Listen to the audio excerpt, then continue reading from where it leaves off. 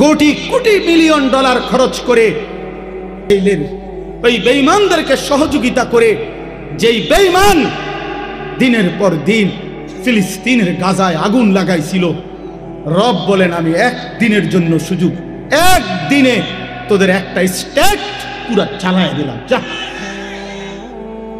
পৃথিবীর সবচেয়ে বড় অসভ্যতা, পৃথিবীর সবচেয়ে বড় নষ্টামি, পৃথিবীর সবচেয়ে বেশি যৌনতা, নোংরামি, অস্থিরতার জন্য খ্যাত যে লস অ্যাঞ্জেলস, হলিউড, পৃথিবীর সবচেয়ে বেশি উলঙ্গপনা, বেহায়াপনা, যেখানে আল্লাহর গজব লাগছে, সেখানে আল্লাহর গজব লাগছে। মালিক বলছে দা দিলাম আগুন লাগায়, এবার নিবা, এবার নিবা। শোনেন নাই এটা? হ্যাঁ, পুরা ক্যালিফোর্নিয়া আমেরিকার চলে ছাই হয়ে গেছে, ছাই হয়ে গেছে। হাজার হাজার কোটি কোটি মিলিয়ন ডলারের মালিক আজকে রাস্তার ফকির কুকুরের মতো দৌড়াইতেছে। মালিক ছাড় দেয়, ছেড়ে দেয় না, মালিক ছাড় দেয়। আমরা ওই 8ই ডিসেম্বর সিরিয়ায় যখন বাশার আল আসাদের মতো জালেম যখন পলাইছে, তখনও পত্রিকায় খবর আসছিল, একটা খবর আমরাও দেখছিলাম আগে। এটা সিরিয়ার এক মাসুম বাচ্চা, ওই জালেম 5 লক্ষ মুসলমান হত্যা করছে, 5 লাখ। এক ছোট্ট মাসুম মেয়ে বুলেটের আঘাতে যখন ঝাঁঝরা হয়ে গেছিল, রক্তাক্ত অবস্থায় মৃত্যুর মুহূর্তে, এই সিরিয়ার এক মাসুম মেয়ে বলছিল আমি চলে যাচ্ছি, আমি আল্লাহকে গিয়ে বলবো, আমি আল্লাহকে বলবো। আর এই সেদিন জাতিসংঘের অধিবেশনে ফিলিস্তিনের রাষ্ট্রদূত, এই 1 সপ্তাহ হয় নাই, ফিলিস্তিনের রাষ্ট্রদূত ফিলিস্তিনের আল আউদা হসপিটাল, গাজার একটি হসপিটালের মধ্যে ইসরায়েলি ওই কুত্তাদের হামলায় এই পরিমাণ বোমা বর্ষণ করছে। একজন ডাক্তার শেষ মিনিট পর্যন্ত এই অসহায় মানুষের চিকিৎসা দিচ্ছিল। শেষ বোমার আঘাতে যখন উনি ঝলসে যাচ্ছে, এই ডাক্তারটা ব্ল্যাকবোর্ডের মধ্যে, হসপিটালের যে সাদা হোয়াইট বোর্ড, এই হোয়াইট বোর্ডের মধ্যে নিজে লিখে গেছে যে একদিন না একদিন আমাদের পরবর্তী জেনারেশন, তোমরা ফিলিস্তিন গড়বে, এই গাজা গড়বে, সেদিন তোমরা আমাদের মনে রেখো, আমাদের মনে রেখো আমরা শেষ মুহূর্ত পর্যন্ত মানবতার সেবা করে গেছি। এই কথাটা বলতে গিয়া, এই চিঠিটা বলতে গিয়ে ফিলিস্তিনের রাষ্ট্রদূত জাতিসংঘের সাধারণ অধিবেশনের মধ্যে সমস্ত দেশের প্রেসিডেন্ট এবং গুরুত্বপূর্ণ ব্যক্তিদের সামনে কাঁইদা দিছে অঝরে, যে আমার দেশ এই পরিমাণ নির্যাতিত। প্রিয় ভাই, মজলুমের প্রতি মুহূর্তের আহাজারি আল্লাহর আরশ ভেদ করছে। মালিক যথাসময়ই তার ফায়সালা দেখাবেন, কোনো সন্দেহ নেই, কোনো সন্দেহ নেই। আল্লাহর ওয়াদা আছে পৃথিবীতে। আল্লাহ তাআলা বলছেন অতিলকাল আইয়ামু নুদাফিলুহা বাইনান নাস, আমি আল্লাহ পৃথিবীর মানুষের মধ্যে অবস্থা বদলাই, পরিবর্তন করি। কাজেই উসমানী খেলাফত মুসলমানদের 1920 খ্রিস্টাব্দের ভিতরে মুসলিম খেলাফত নিশ্চিহ্ন হয়ে গেছিল। 2020 পার হইয়া 25, 100 বছর পার হয়ে গেছে। প্রায় 100 বছর যাবৎ মুসলমানরা নির্যাতিত সারা পৃথিবীতে হচ্ছিল। মুসলমানদের হাতে খেলাফত ছিল না, মুসলমানদের হাতে রাজত্ব ছিল না। আলহামদুলিল্লাহ, মহান রব্বুল আলামিন আফগানের মধ্যে ইসলামী খেলাফতের পতাকা উড়ায়া আরেকবার পৃথিবীবাসীকে জানায় দিছে আগামীর এই শতাব্দী হবে ইনশাআল্লাহ ইসলামের শতাব্দী, ইনশাআল্লাহ। মনে রাখো যুবক, মনে রাখো, এবারের সময়টা, এবারের সামনের পৃথিবী কোরআনের পৃথিবী। সারা পৃথিবীতে ইনশাআল্লাহ কালেমার পতাকা উড়বে, কোনো সন্দেহ না। এটা মজার কথা বলছি, এটা বক্তৃতার লেগে না। এবার গোট দিলেই মানে একটা 100 বছর হয়ে গেছে তো আমরা নির্যাতিত, তো আল্লাহ বলছে এটা আল্লাহর ওয়াদা, আল্লাহ অবস্থার পরিবর্তন করে। এবার গোট দিলেই ইসলামের বিজয় ইনশাআল্লাহ, কালেমার বিজয় ইনশাআল্লাহ, ইনশাআল্লাহ। হ্যাঁ হ্যাঁ, কোনো সন্দেহ নেই। সারা পৃথিবীতে মজলুম জেগে উঠতেছে, জালেম ভাগতেছে। জালেম জুলুমবাজ পলাইবে, এটাই সত্য, এটাই সত্য। এই জন্য দয়া করে আমি নতুন এই বর্তমান প্রজন্মের ভাই তোমরা যারা আছো, প্রিয় বন্ধু, আমার অনুরোধ রইল, আমি হাত জোড় করে বললাম, নওজোয়ান, রাত অনেক হইছে, এই জন্য আমি অনুরোধ করছি, তোমরা নষ্ট হইও না ভাই। আগামীর সময়টা ইসলামের। সংবং এই সারাদিন বেডি সাউন্ড আর মোবাইল সাউন্ড, নারী দেখা, নর্তকী দেখা, উলঙ্গ ছবি দেখা, আর একটা ওয়াক্ত নামাজ না পড়া। মনে রাখো বন্ধু, এত ফালতু মানুষ দিয়া আগামীর পৃথিবীতে বুটও বেচত না, তোমারে দিয়া কামলাও রাখতো না ইনশাআল্লাহ। মনে রাখো, আমি বললাম, আমরা বললাম ইনশাআল্লাহ আগামীর পৃথিবী ইসলামের পৃথিবী। আপনারা একটা জিনিস শুধু আমার বাংলাদেশটার দিকে একটা দিন তাকায় দেখেন, ইনসাফের সাথে তাকান। যেই কোনো গলিতে ঢোকেন, গ্রাম, পাড়া, মহল্লা, শহর, বন্দর, সিটি, রাজধানী, যেখানে গলিতে গলিতে আলহামদুলিল্লাহ মাদ্রাসা। ঘটনাটা কি? এত মাদ্রাসা কা? দুই একজন পণ্ডিত তো কয় এতটি মাদ্রাসা কা চারিদিকে, বলে না? আমিও তো কই বেটা, তোর আগে আমিও তো জিঙ্গাই এতটিকা মাদ্রাসা। তা আমারও প্রশ্ন, মাদ্রাসা এতটিকা? আমিও তো জানতে চাই এত মাদ্রাসা কেন, কিন্তু উত্তর কি? উত্তর হইল, আপনি আগে বলেন এই জমিনের মধ্যে একটা পাতা আল্লাহর ইচ্ছা ছাড়া পড়ে না, তো এত বড় একটা মাদ্রাসা হইয়া গেল আল্লাহর ইচ্ছা ছাড়া?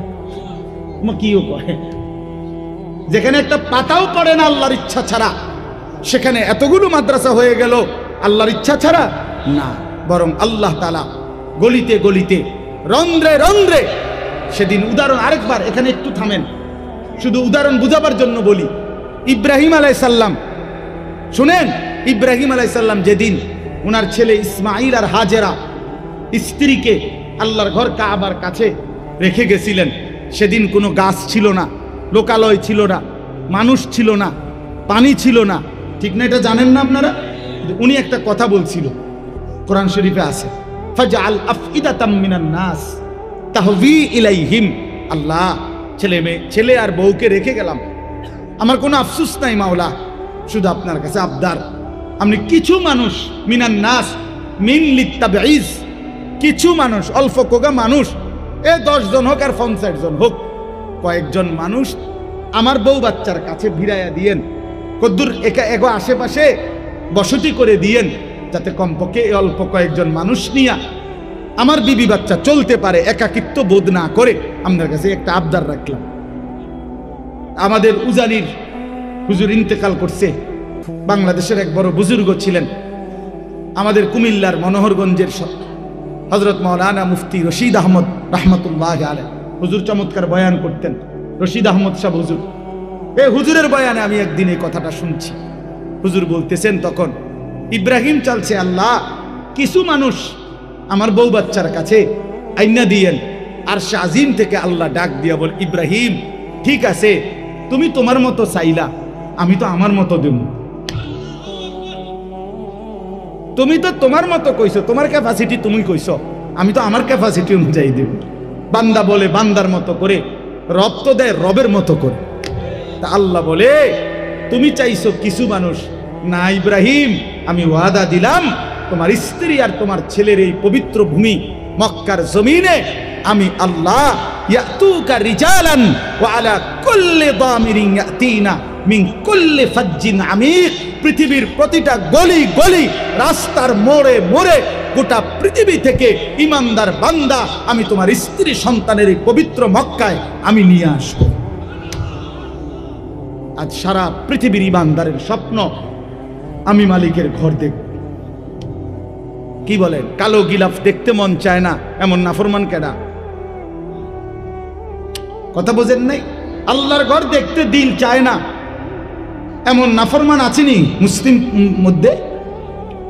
আল্লাহ বলেন, আমি সকলের দিল ফিরায় দিলাম।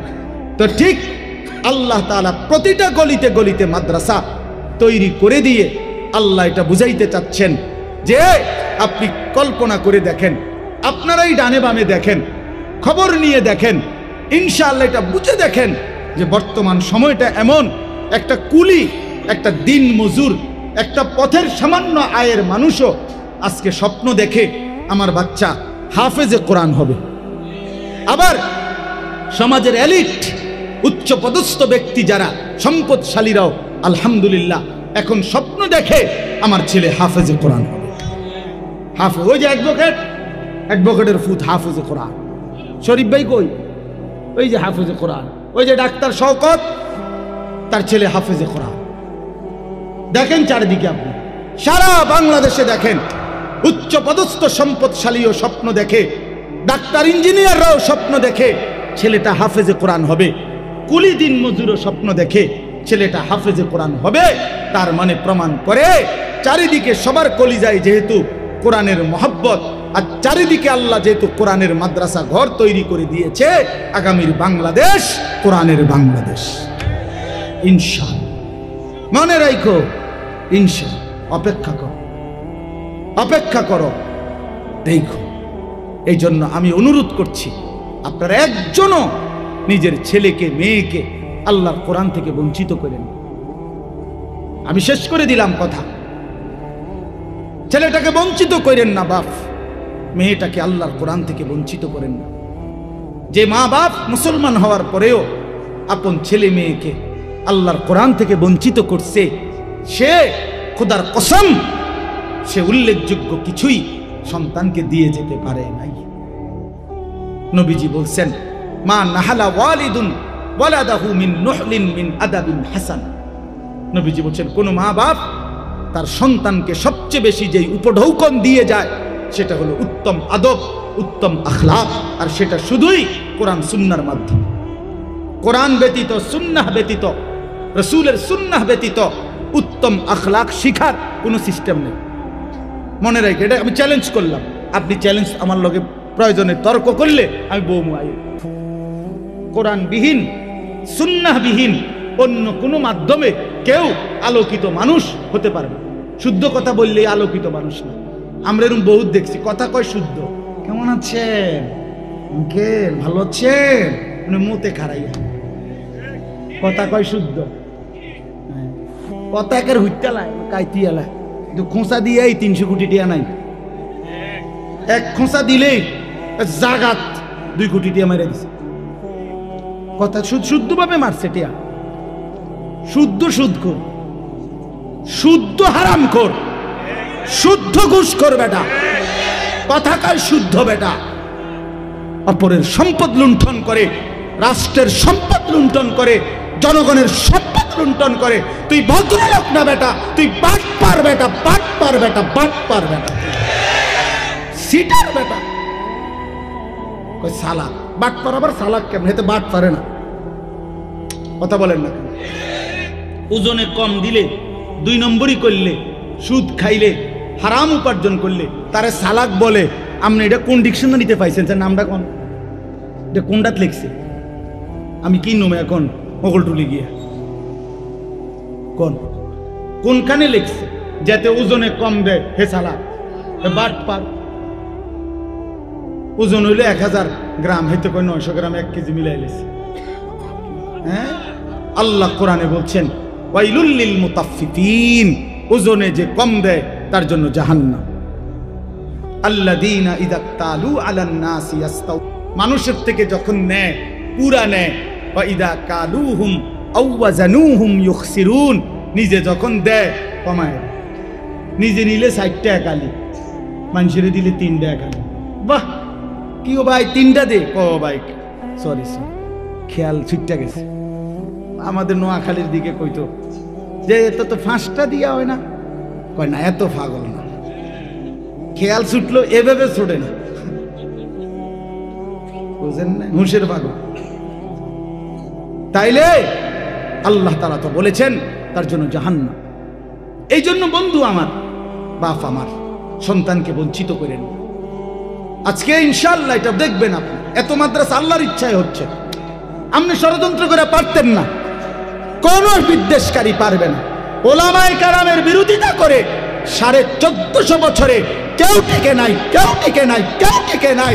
সাদ নামের ভণ্ড সেও টিকবে না ইনশাআল্লাহ, সেও টিকবে না।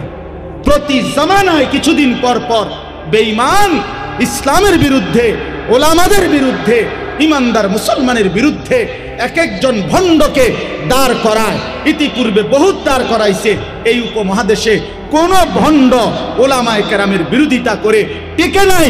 সাদ নামের ভণ্ড, প্রতারক, মুনাফিক সেও টিকবে না ইনশাআল্লাহ, সেও টিকবে। বিজয় ইমানদারের হবে। সাদ ভণ্ড, সাদের আকীদা কোরআন সুন্নাহ বিরোধী আকীদা। তাবলীগে কোনো গন্ডগোল নাই। তাবলীগের মধ্যে ডাকাত ঢুকছে, ডাকাত দৌড়াইবার জন্য উলামায়ে কেরাম বিক্ষোভ করছে। তাবলীগ তাবলীগেই আছে। ইজতেমা বিশ্ব ইজতেমা 31শে জানুয়ারি। কয় তারিখ বলেন? 1 ফেব্রুয়ারি। কয় তারিখ বলেন? 2 ফেব্রুয়ারি। বলেন কয় তারিখ? এই 31শে জানুয়ারি, 1 ফেব্রুয়ারি, 2 ফেব্রুয়ারি বিশ্ব ইজতেমা। জোহরের জামাত 1:30-এ। জামাত না পাইলে 1:45 বাজে কেউ যদি আইয়ে হেঁটে বারিন্দাত বা অন্য কোথাও জামাত করতেও পারে, সেটা তার বিষয়। কেন? যেহেতু 1:30টার জামাত সে পাইছে না। এই জন্য 31 তারিখের ইজতেমা যদি কেউ না পায়, তাহলে পরে যদি কেউ কোথাও একত্র হয়, এটা 1:45টার জামাত, যে কোনো জোহরের জামাত না। জোহরের জামাত তো হয়েছে এই 1:30টার সময়। জোহরের নামাজের জামাত তো হয়েছে এই মিয়া 1:15-তে জামাত হয়েছে না। অনেক আবার কিতা এটা মানুষ দেখলেই কইব 1:45-টারে কি ওইটা কিতা? ও ভাই এরা জামাত পাইছে না, এটা বলবে কিনা বলেন না? এই জন্য এরপরে যদি কেউ একত্র হয়, এটার ইজতেমা থাকবে না, এটা জামাত পাইছে না দেখি। হ্যাঁ, এটা জামাত পাই নাই দেখি। এই জন্য এটা গায়ের জোরের কথা না, এটা ইনসাফের কথা।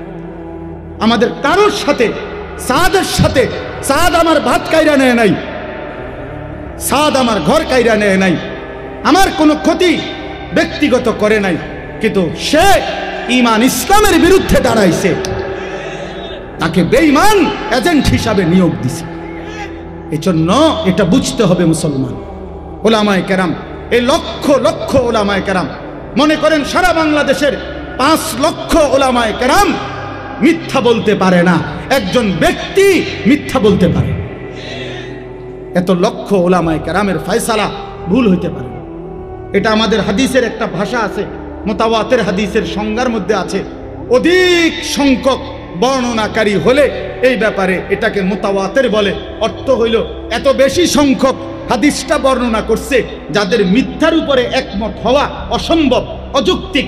এটা উসুলে হাদিসের একটা কায়দা, একটা নিয়ম। ঠিক তেমনি ভাবে এত বেশি সংখ্যক উলামায়ে কেরাম বলেছে সাদ গোমরা, যে কথা এটা, অতএব এটাই সঠিক, এর বিপরীত কথা ব্যাঠিক। এত বিপুল সংখ্যক আলেম ভুল বলতে পারে না। এত মুত্তাকি আলেম বছরের পর বছর 60 বছর ধরে যারা আপনাদের কাছে সঠিক তথ্য দিছে, আজকে সাদের ব্যাপারে আইয়া হে ভুল করবো কেন? কথা বলেন না কেন? কথা বলেন। আমাদের যাত্রাবাড়ি হজরত, আমাদের হাটাজারির হজরতরা, আমাদের দেওবন্দের হজরতরা যুগের পর যুগ উম্মতের কাছে মিথ্যা বলে গেছে। বছরের পর বছর এতদিন ইসলামের নামে মিথ্যা বলে গেছে। কথা বলেন না। সারা বাংলাদেশের এই যে বক্তা, ওয়াইজ, ইমাম, খতিব, মাদ্রাসার মুহাদ্দিস, শেখুল হাদিস, তারা বছরের পর বছর উম্মতকে গুমরা করে গেছে। তো এখন সাদের ব্যাপারে ভুল করবে কেন? এতদিন সত্য বললে সাদের লগে কি সমস্যা? কি সমস্যা আমাদের তার লগে? কি রে ভাই, তোমার লগে আমার সমস্যা কি? তুমি থাকো দিল্লিতে, আমি থাকি সাবের বাজারে, তোমার লগে আমার সমস্যা কি? তোমার লগে আমার ইমানের সমস্যা, তোমার লগে আমার ইসলামের সমস্যা। তুমি আল্লাহদ্রোহী, তুমি নবীদের বিরোধিতাকারী, তুমি সাহাবায়ে কেরামের বিরোধিতাকারী, তুমি উম্মতের মুত্তাকি ওলামাদের বিরোধিতাকারী। অতএব অচিরেই পৃথিবীর ইতিহাসে গাদ্দারদের তালিকায় তোমার নামও উঠবে, মনে রাখো। কোনো সন্দেহ নেই, কোনো সন্দেহ নেই, কোনো সন্দেহ নাই। ইনশাআল্লাহ, ইনশাআল্লাহ। কয়জন রে মারবে? টঙ্গীর ইজতেমার ময়দানে রাত্রিবেলা অন্ধকারের মধ্যে ইমানদারকে হত্যা করা, শহীদ করা, অন্ধকারে আক্রমণ করা, এটা মুনাফিকের স্বভাব। এটা সরাসরি কিতাবে আছে। ইতিহাসে আব্দুল্লাহ ইবনে সাবা পৃথিবী বিখ্যাত ইতিহাস খ্যাত একজন মুনাফিক ছিল। এই মুনাফিকের অনুসারীরা সাবাই গোষ্ঠী মুনাফিক, তারা ইমানদারদেরকে, এটা পৃথিবীর ইতিহাসে আছে, ইসলামের ইতিহাসে আমি দেখাইতে পারব, রাতের অন্ধকারে ইমানদার মুসলমানকে হত্যা করত। এরা মুনাফিক, এরা মুনাফিক। অতএব তুমি কয়জন? ঠিক আছে, আমার জান নিয়ে নিবা, নিয়ে নিও, কোনো অসুবিধা নেই। ইমানদারের রক্ত ঝরলে জান্নাত, কোনো সমস্যা নেই, কোনো সমস্যা নাই। কিন্তু বাংলাদেশের এই পবিত্র জমিন ওলামায়ে কেরামের জমিন, এখানে কোরআনের জমিন, এখানে কোনো ভণ্ড প্রতারক, এখানে ইসকন লিগো টিকবে না, সাদ লিগো টিকবে না। সোজাই ইসকনের গুন্ডারাও আপনার হিন্দু সন্ত্রাসী যারা, তারাও এই দেশে থাকতে পারবে না, সাদের অনুসারীরাও এই দেশে টিকবে না ইনশাআল্লাহ। ইনশাআল্লাহ মনে রাখেন, মনে রাখ, কিছুদিন কষ্ট দিবে, অল্প কয়দিন, সব ফিতনাই কিছুদিন কষ্ট দিছে, এরপরে ঠান্ডা হয়ে গেছে। সংখ্যালঘু হিসাবে সিফা সাফা কোনাকানির মধ্যে পড়ে রয়েছে। হ্যাঁ হ্যাঁ, অতএব ওলামায়ে কেরাম উম্মতের পাহারাদার, বলেন আলহামদুলিল্লাহ। আমরা বলবোই, জান থাকুক তবুও বলবো, জীবন না থাকলেও বলবো, বলেই যাব আমরা। এটা আমাদের জিম্মাদারি, এটা আমাদের রাসূল বলে গেছেন আমাদেরকে সাল্লাল্লাহু আলাইহি ওয়াসাল্লাম। উম্মতের ওলামারা, এটা উম্মতের মধ্যে যখনই কেউ ফিতনা করবে, সীমালঙ্ঘন করবে, যখনই কেউ ভুল ভ্রান্তি ব্যাখ্যা করবে, তাদেরকে সজাগ করে দেওয়া, উম্মতকে সচেতন করে দেওয়া, এটা দায়িত্ব। ইয়াহমিলু হাযাল ইলমা মিন কুল্লি খালাফিন উদুলুহু ইয়ানফুনা আনহু তাহরিফাল গালিন ওয়া ইনতিহালাল মুবতিলিন ওয়া তা'যীলাল জাহিলিন। এটা আমাদের দায়িত্ব। আল্লাহ আমাদেরকে বুঝার তৌফিক দান করেন। কুল্লুকুম রাইন ওয়া কুল্লুকুম মাসউলুন আন রাইয়াতিহি। প্রত্যেকেই তোমরা জিম্মাদার, অভিভাবক, তোমাদের অধীনে যার অধীনে যে আছে তার ব্যাপারে, তার ঈমান, তোমার ড্রাইভার সে তোমার অধীনে, তার নামাজ রোজার ব্যাপারে, তার হালাল হারামের ব্যাপারে তুমি জিম্মাদার, তুমি জিম্মাদার। তোমার বাড়ির কর্মচারী, তোমার গেটের দারোয়ান, তোমার ঘরের কাজের বুয়া তোমার অধীনস্থ, তুমি তাদের জিম্মাদার। তোমার স্ত্রী, তোমার ছেলে মেয়ে, তুমি তাদের জিম্মাদার। তাদের ঈমান আমলের ব্যাপারে, তাদের আখিরাত পরকালের ব্যাপারে আল্লাহ রাসূল বলছে তোমাকে জিজ্ঞেস করা হবে। ফাল ইমামু রাইন, নবীজি বলছে যিনি বাদশা তিনি সমস্ত জনগণের জিম্মাদার। ওয়া হুয়া মাসউলুন আনহুম, এই বাদশা পুরা জনগণের ঈমান আমল সংশোধনের কি চেষ্টা করেছে এই ব্যাপারে জিজ্ঞাসিত হবে, এই ব্যাপারে জিজ্ঞাসিত হবে। ওয়ার রাজুলু রাইন আলা আহলি বাইতিহি, নবীজি সাল্লাল্লাহু আলাইহি সাল্লাম বলেন পুরুষ তার পুরা ফ্যামিলির জিম্মাদার। ওয়া হুয়া মাসউলুন আনহুম, এই পুরুষ তার পরিবারের স্ত্রী সন্তান তার অধীনে যারা সকলের ব্যাপারে জিজ্ঞাসিত হবে। এরপরে এই আমার বলার উদ্দেশ্য হলো এরপরের লাইনটা একটু খেয়াল করেন, একেবারে স্পষ্ট বিশুদ্ধ হাদিস, বুখারী মুসলিম সহ সব কিতাবে আছে এই হাদিস। নবীজি বলেন এরপরে ওয়াল মারআতু রাইয়াতুন ফি বাইতি যাওজিহা ওয়া ওয়ালাদিহি, পরিষ্কার হাদিস। নবীজি বলেন এবং নারী, মারআতু মানে নারী, মহিলা, সে জিম্মাদার, রাইয়াতুন দুই জিনিসের, একজন নারী আল্লাহ রাসূল বলেন দুই জিনিসের জিম্মাদার। এক, ফি বাইতি যাওজিহা, তার স্বামীর ঘরের জিম্মাদার। এই ঘরের মাল সামান, আসবাবপত্র, এই ঘরের এগুলো হেফাজত করা, তদারকি করা, এগুলোকে আগলে রাখা, এটা তার জিম্মাদার। আরেকটা হলো ওয়া ওয়ালাদিহি, এবং তার সন্তানদের জিম্মাদার। পরিষ্কার শব্দ, ওয়া ওয়ালাদিহি। নবীজি বলছেন এই যে স্বামীর যে সন্তান, এই বেটির এই স্বামীর মাধ্যমে যে ছেলে মেয়েগুলো হইছে এদের জিম্মাদার, এদের জিম্মাদার। ওয়াহিয়া মাসউলাতুন আনহুম, এই ব্যাপারে এই নারী আল্লাহর কসম আলাদাভাবে হাসরের ময়দানে নবী বলেন জিজ্ঞাসিত হবে। তোমার কোলের বাচ্চা ছেলেটা, তোমার কোলের বাচ্চা মেয়েটা, কেন আল্লাহ চিনল না, আখিরাত চিনল না, কেন সেজদা চিনল না, পরকাল চিনল না? এই ব্যাপারে ওই নারীকে আলাদাভাবে আল্লাহর প্রশ্নের মুখোমুখি হইতে হবে, জিজ্ঞাসার জবাব দিতে হবে, জিজ্ঞাসার জবাব দিতে হবে। নবীজি বলছেন, নবীজি বলছেন, অতএব আমাদের যে সমাজ বানায় নিছেন আপনারা, সাধারণ মহিলারা মনে করে, একটু অশিক্ষিত মহিলা যারা, তারা মনে করে তে বেড়া আইনা দিলে বাজার আমার দায়িত্ব, রাইন্দা দন খালাস বা খালাস পাত্তরকারি জোশ করিয়া দেন, এরপরে তার ফুট মানুষ হোক না অমানুষ হোক রেহাতের বিষয়। তো আমনের কাম কিতা? আমার কাম হলো পাউডার, ফেয়ার অ্যান্ড লাভলি ডলর, টেলিভিশন আর মার্কেটে ঘুরা, ফাঙ্গাসও হেবুড়ি কিনে, সুটকিও হেবুড়ি কিনে, বদনাও হেবুড়ি কিনে, লোডাও হেবুড়ি কিনে। জামাই বেচারা তে বেড়া মাছও চেনে না, মুরগিও চেনে না, তে দৈন্যতাও চেনে না, কাঁচামরিচও চেনে না, তে বদনাও চেনে না, লোডাও চেনে না। হেইতে শুধু টাকাটা কামাই করতে জানে, আর কিচ্ছু চেনে না। একটা বালতি কিনলো, এটা কালার মিলছে না, বালতির কালার কিতা ভাই? এই রে বেটা কিতা কিনছো, এটা একটা কালার হইল না, আরো সাংঘাতিক কালার আছে। বদনার আরো মারাত্মক কালার দরকার, আরো মারাত্মক কালার দরকার। বুড়ি 10 দোয়ান খুঁজছে একটা বদনা কিনবো, বদনা কিনবো, বুঝেন? তাইলে সে মনে করছে বাজারে বাজারে ঘুরা, মার্কেটে মার্কেটে ঘুরা, আর অবসর পাইলেই নাটক, সিনেমা, টেলিভিশন, নর্তকী দেখা, আর সাজগোজ আর প্রসাধনী ড্রেসিং টেবিলের মধ্যে সাজা, এই হলো তার দায়িত্ব। আর সর্বোচ্চ বাত্তরকারী রান্দা দেওয়া দায়িত্ব। তো সন্তান, আল্লাহ রসুল সাল্লাল্লাহু আলাইহি সাল্লাম তো বলছেন, পরিষ্কার হাদিস আলাদাভাবে বলছেন, নারী তার সন্তানের ব্যাপারে জিম্মাদার। আচ্ছা, আপনাদেরকে একটা সহজ যুক্তিতে বলি, কোন বাচ্চা কথা বলে কয় বছর বয়সে? 6 বছর বয়সে। কথা বলেন না কেন? কোন বাচ্চা কথা বলে কোন সময়? শুরু করে কখন? 1.5-2 বছরের ভিতরে, ঠিক কিনা বলেন? 1.5-2 বছরের ভিতরে, 2 বছরের ভিতরেই মোটামুটি ভালোভাবে কি শুরু করে দেয়, কথা বলে। তো ওরে তো স্কুলে ভর্তি করায় বা মাদ্রাসায় প্রতিষ্ঠানে ভর্তি করায় কোথাও 5 বছর বয়সে, 6 বছর বয়সে।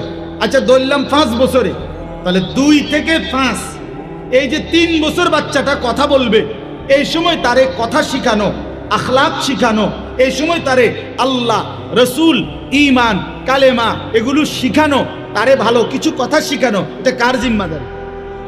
কথা বুঝছেন না? তাহলে নাহলে এই সময়টা কথা বলার তৌফিক আল্লাহ দিছে কেন? তাহলে নারীর জিম্মাদারি, নারীর জিম্মাদারি, নারীর জিম্মাদারি, ওই স্ত্রীর জিম্মাদারি। এই জন্য যেই স্ত্রী দিন জানে না, যেই স্ত্রী নামাজ জানে না, যেই স্ত্রী হালাল হারাম চিনে না, যেই স্ত্রী কোরআন পড়তে জানে না, যেই স্ত্রী সুন্নাহ পড়তে জানে না, রাসূলের হাদিস জানে না, শরীয়তের ন্যূনতম মাসআলাও জানে না, সে তার বাচ্চাকে গড়বে কিভাবে? এই জন্য অসংখ্য মা, ভদ্র ফ্যামিলি, কথা বলে শুদ্ধ, মনে করে বাচ্চা গড়ে উঠতেছে, কিন্তু বাচ্চারে 24 ঘন্টা একটা বড় মোবাইল অথবা টেলিভিশনের রিমোট বাচ্চার হাতে দিয়ে দিছে। 3 বছরের বাচ্চা অনবরত 4 আঙ্গুলে মোবাইল টিপে, আর বেডি এনে পাউডার ডলে, হেবুডি ড্রেসিং টেবিলে পাউডার ডলে। আব্বু তুমি টেলিভিশন দেখো, আম্মু আছি, আম্মু পাউডার ডলি, তুমি কার্টুন দেখো, আব্বু ডিস্টার্ব করো না, তুমি নষ্ট হইয়া যাও, তারপরও আমারে ডিস্টার্ব করো, তুমি নষ্ট হয়ে যাও, তুমি বরবাদ হয়ে যাও, তারপর আমারে ডিস্টার্ব করো না, মার্কেটিংয়ে ডিস্টার্ব দিও না, সাজগোজের মধ্যে ডিস্টার্ব দিও না। এটা বুঝছেন? এটা বুঝছে। আর নয় তো বলেন, আল্লাহ রসুল সাল্লাল্লাহু আলাইহি সাল্লাম তো বলছেন, কোরআনের দৃষ্টিতে, ইসলামের দৃষ্টিতে এবিসিডি শিখানো দায়িত্ব না, সরু শরিয়া, ইসলামের দৃষ্টিতে তাকে আল্লাহ চিনানো, আখিরাত চিনানো। খোদার কসম নবী বলছে, বাচ্চার প্রথম কালেমা, বাচ্চার জবান যখন কথা বলতে শুরু করে, নবী বলছে তার প্রথম বাক্য কি শিখাবে? তো আল্লাহ নবী বলছে তাকে কালেমা লা ইলাহা ইল্লাল্লাহ, এই কালেমা শিখাবে তাকে। আউয়ালুল কালাম, সন্তানের প্রথম কালেমা সন্তানের প্রথম বাক্যগুলো হবে মালিকের নাম, মালিকের নাম। অসংখ্য নারী যার মধ্যে পর্দা নাই, যার মধ্যে দ্বীন নাই, যার মধ্যে কোরআনের ন্যূনতম জ্ঞান নাই, সেটা পাত্তাও দেন, সে পাত্তাও দেন। সে হয়তো ছোটখাটো কোনো সরু সরে ABCD কিংবা ছোটখাটো ইংরেজি একটা কবিতা, ও শুনবেন, আঙ্কেলকে একটু কবিতাটা শোনাও তো ইংরেজি। আঙ্কেল বলো তো। আঙ্কেল বলে, 2 little black birds sitting on a wall, one called Peter, one called Paul। অসাধারণ কবিতা, আঙ্কেল অসাধারণ কবিতা পড়ছে। এত ছোট বাচ্চা এত সুন্দর কবিতা বলতে জানে, ভাবি কি শিখাইলেন? আরেক বেডি তাইল মারে, আরেক বেডি এ বেডিরে কি দেয়? তাইল দিছে। আল্লাহ আল্লাহ আল্লাহ, কি শিখাইলেন, এত চমৎকার। অর্থটা কি? বাচ্চাটা কি শিখলো? বাচ্চাটা শিখলো 2টা কাউয়া একটা ওয়ালের মধ্যে বসছে। এইটার অর্থ তো এইটাই। কি এনাম সাহেব বলেন? 2 little black birds, 2টা ছোট ছোট কাউয়া। কাউয়া আবার ছোট সাইজের কাউয়া। লিটল মানে ছোট না, তো 2 little black birds, 2টা কাউয়া সিটিং অন এ ওয়াল, একটা ওয়ালে বসছে। বাচ্চা শিখছে। কাউয়া ওয়ালে বসলে কিংবা টিনের সালে বসলে বাচ্চার গীতা, বাচ্চার লগে কাউয়ার সম্পর্ক কি? কাউয়ার লগে বাচ্চার কি বলেন? আচ্ছা, ওয়ান কল্ড পিটার, আইসা উড়াই দিয়েন না। ওয়ান কল্ড পল, সরাসরি খ্রিস্টান বেঈমানদের নাম হলো পিটার এবং পল। এটা ইমানদারের নাম হইতে পারে না, মুসলমানের বাচ্চার নাম হইতে পারে না, মুসলমানের শিক্ষা হইতে পারে না। এ তো ইহুদির শিক্ষা, এ তো খ্রিস্টানের শিক্ষা হইতে পারে। পিটার এবং পল এটা খ্রিস্টানদের নাম। সেন্ট পল খ্রিস্টানদের প্রধান ধর্মগুরুর নাম হলো। আজকে খ্রিস্টানরা যেই বাইবেল পড়ে, এটা ঈসা নবীর বাইবেল না। খ্রিস্টানরা যেই ইনজিল যেটা তারা বলে, এটা ঈসা আলাইহিস সালামের উপরে নাজিলকৃত কিতাব না। এটার নাম, এটার কোনো নিশানাও তাদের কাছে নাই। ঈসা আলাইহিস সালামের আসমানে তুলে নেওয়ার শত শত বৎসর পরে তাদের একজন ধর্মগুরু সেন্ট পল নামে সর্বপ্রথম মানুষের মুখ থেকে সংগ্রহ করে করে বানোয়াটি জোড়াতালি মিলাইয়া একটা ধর্মগ্রন্থ রূপ দিছে। এইটাই বাইবেল, এটা বাইবেল। আজকের পৃথিবীর চ্যালেঞ্জ করলাম মিয়া, আজকের গোটা ইউরোপের ওই ইহুদি খ্রিস্টানদের কাছে যারা পৃথিবীটাকে সবক দেয়, উন্নত শিক্ষার সবক দেয়, যারা উচ্চ শিক্ষার স্লোগান শোনায়, যারা সবাইকে উন্নত কিছু বলে, তাদের কাছে নিজেদের ধর্মগ্রন্থের আসমানি কোনো নিখুঁত কপি, আল্লাহর কসম, রব্বে কাবার কসম, কোথাও নাই, কোথাও নাই। কোনো জাদুঘরেও নাই, মাটির তলেও নাই, চাঁদের দেশেও নাই, বঙ্গোপসাগরের তলেও নাই, আটলান্টিক মহাসাগরের নিচেও নাই। খ্রিস্টানদের কাছে আসমানি কোনো কিতাব নাই, ইহুদি বেঈমানদের কাছে আসমানি কোনো কিতাব নাই। যেটা তারা পড়ে, যেটা দিয়া তারা শুনায়, এটা মিথ্যা, এটা বানোয়াট, এটা তাদের স্বরচিত ছাড়া। স্বরচিত, এটা বানোয়াট। যার কাছে তাদের মালিকের পরিচয় নাই, যার কাছে তাদের নবীর পরিচয় নাই, সে আমাগো মুসলমানের সন্তান, তার থেকেই পৃথিবীর সব সবক শেখে। ভদ্রতাও শিখে বেঈমান থেকে, আখলাকও শিখে বেঈমান থেকে, ডিজাইনও শিখে বেঈমান থেকে, পড়ালেখাও শিখে বেঈমান থেকে, থিওরিও শিখে বেঈমান থেকে। এরপরে যাচাই করে কোরআন শরীফকে বিজ্ঞানের সাথে মিলে কিনা। বেটা, বিজ্ঞানের সাথে কোরআন মিলবে কেন?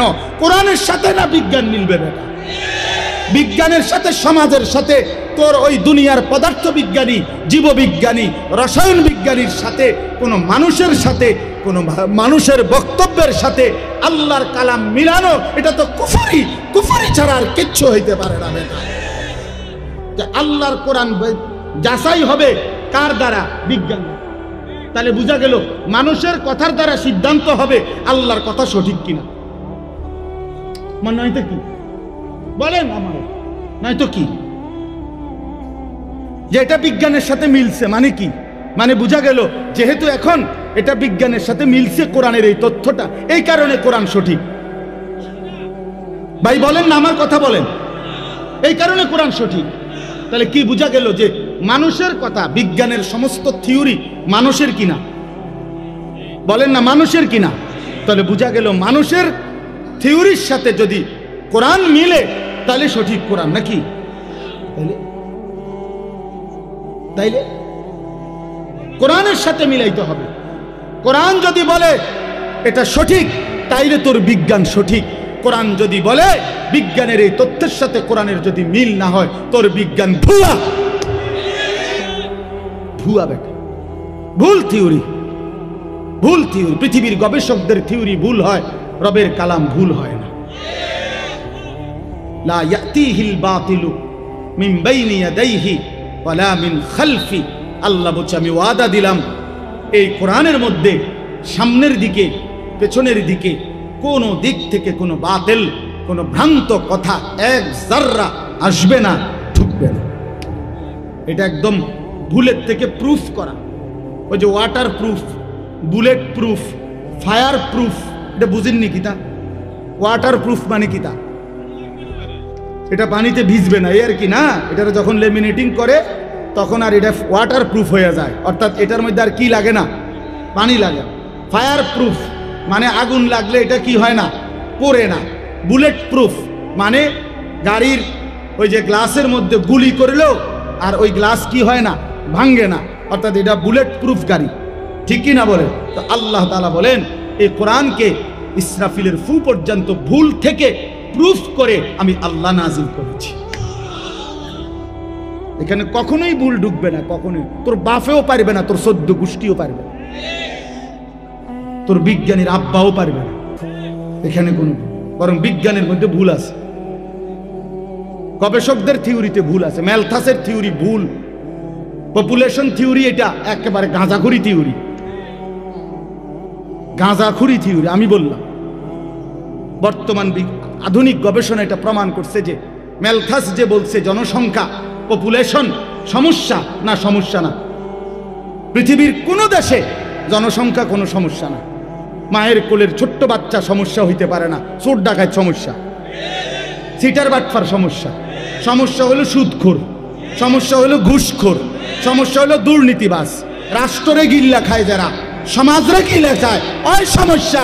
বেডিরে বড়ি না খাবাইয়া 30টা বড়ি প্রতিদিন একটা করে ট্যাবলেট মেয়ে এই জন্ম নিয়ন্ত্রণ বড়ি তারে খাবানো দরকারি, বাট পারলে যাতে শেষ হয়ে যায় পৃথিবী। কথা বুঝছেন? আর আরে বড়ি খাবানো উচিত।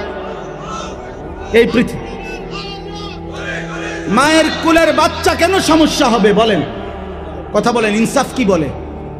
মায়ের কোলের মাসুম বাচ্চা যার পবিত্র হাসি, আল্লাহর কসম আমি তো সবসময় বলি আমার ছোট্ট মেয়ে আছে, ওই যখন হাসে আমার কাছে মনে হয় গোটা পৃথিবী হাসে, জগৎ হাসে। আমার বাচ্চা হাসলে পৃথিবী হাসে। এর চাইতে চমৎকার কি হইতে পারে? এক বাচ্চার হাসির চাইতে পবিত্র হাসি, চমৎকার জিনিস, সৌন্দর্য পৃথিবীর কি ভাইয়া? সে কেন পৃথিবীর সমস্যা হবে? কথা বলে। এই জন্য জনসংখ্যা সমস্যা না, দুর্নীতিবাজ, লম্পট, চরিত্রহীন, হারামখোর ওরা সমস্যা। ইঞ্জেকশন দিলে অগরে ইঞ্জেকশন দেওয়া উচিত, তাতে তে মরিয়া যায়। তারে বড়ি খাবাইয়া মারে লন্ডার, হ্যাঁ হ্যাঁ, সিটার বাটফার মারে লন্ডার। এই জন্য দয়া করে আমরা অনুরোধ করলাম আপনাদের কাছে, আমার রাত গভীরে বিনীত অনুরোধ, প্রিয় ভাই। আলহামদুলিল্লাহ আমরাও জেনারেল লাইনে পড়ছি, জেনারেল লাইন বাদ দিতে বলি নাই, বাংলা অঙ্ক ইংরেজি বলি নাই, নাউজুবিল্লাহ, এটা বলি নাই আমরা, কখনো বলি না আমরা।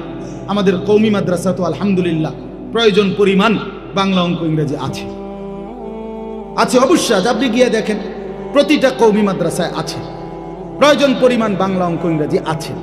আমরাও জেনারেল লাইনে, আমি কুমিল্লা ভিক্টোরিয়া কলেজ থেকে মাস্টার্স পাস করছি আলহামদুলিল্লাহ, জাতীয় বিশ্ববিদ্যালয়ে 7 নম্বর স্ট্যান্ড করছি মাস্টার্স। তো এই জন্য বললাম সায়েন্স বিজ্ঞান বিভাগ থেকে এসএসসি দাখিল পাস করছি বিজ্ঞান থেকে, অতএব এগুলো পড়ছি আমি। আমার বলার উদ্দেশ্য হইল এই আধুনিক এই জ্ঞানের মধ্যে ভুল আছে, ভালো আছে। সবটা ভুল আমি একতরফা বলছি কিনা বলেন না, মানে ভুল আছে, এখানে ভুল আছে। ডারউইনের বিবর্তনবাদ ভুল থিওরি, এটা বস্তা ফসা থিওরি। অসংখ্য আমাদের যেই সিলেবাস নিয়ে বিগত ফ্যাসিস্টের আমলে যেটা নিয়ে সারা দেশের মানুষ তোলপাড় করছিল, মনে নাই? অসংখ্য ইমান বিদ্বেষী, ইসলাম বিদ্বেষী, সমাজ বিদ্বেষী, মানবতা বিধ্বংসী কথা আপনার এই সিলেবাসের মধ্যে জেনারেল শিক্ষার বইগুলোর মধ্যে ঢুকাইছিল। আর যদি 10টা বছর জালেম সময় পাইতো তো এই দেশ আপাতমস্তক নতুন প্রজন্ম নাস্তিক হয়ে যাইতো, নাস্তিক হয়ে যাইতো। আসমানওয়ালা দয়া করে এই মাটিকে পবিত্র করে দিছে আলহামদুলিল্লাহ। 5ই আগস্টের জালেম পলাইছে। এজন্য জালেম একদিন না একদিন পলাই। 8ই ডিসেম্বরও সিরিয়ার আরেক জালেম বাশার আল আসাদ পলাইছে। এই জন্য 2 উইকেট 2024 সালে পড়ছে। ইনশাআল্লাহ দোয়া করেন 25 সালে আরো উইকেট পড়বে। বোলিং চলতে আছে। বোলিং কি? বোলিং বন্ধ হয়েছে না, বোলিং চলছে কররা। উইকেট পড়ে যাবো ইনশাআল্লাহ। কি আরো কিছুক্ষণ বোলিং করতে পারি কি? প্রতি বলে তো আর উইকেট পড়ে না, কথা বোঝেন না কথা। প্রত্যেক বলেই কি আর উইকেট পড়েনি? তা আরো কতক্ষণ বোলিং করবো, আরো উইকেট পড়বে ইনশাআল্লাহ। ইসরায়েলের কুত্তা ওই প্রধানমন্ত্রী নেতানিয়াহুর উইকেটটাও পড়ে যাবে ইনশাআল্লাহ। সুবহানাল্লাহ আলহামদুলিল্লাহ।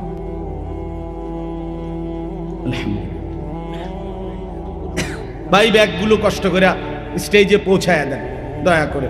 মাশাআল্লাহ, যারা উঠাইছেন আল্লাহ আপনাদেরকেও বরকত দান।